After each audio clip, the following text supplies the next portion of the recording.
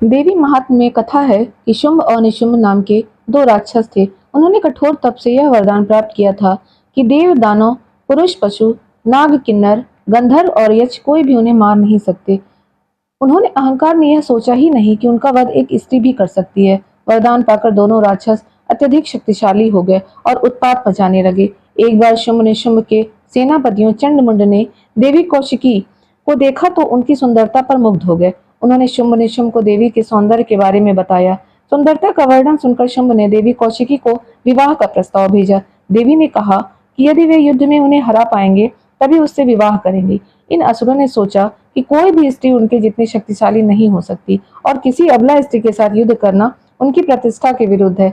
इसलिए उन्होंने अपने 3 सेनापतियों धूम्रलोचन, चंड और मुंड को देवी से युद्ध करने के लिए भेज दिया। तीनों असुर युद्ध में मारे गए।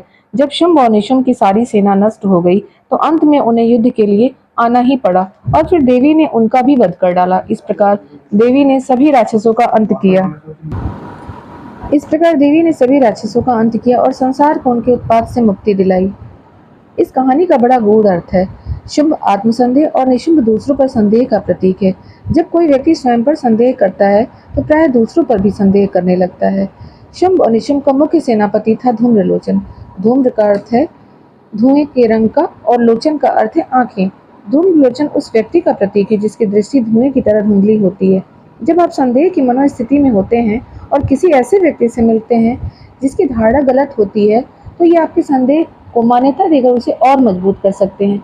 मुंड के पास केवल सिर था लेकिन बाकी का शरीर नहीं था। मुंड एक ऐसे अहंकारी व्यक्ति का प्रतीक है जो किसी की नहीं सुनता।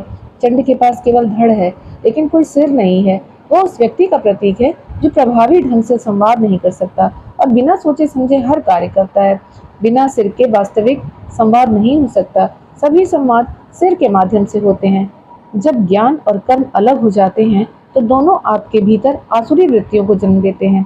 कौशिकी का अर्थ है वह जो हमारे हर कोश में विद्यमान है।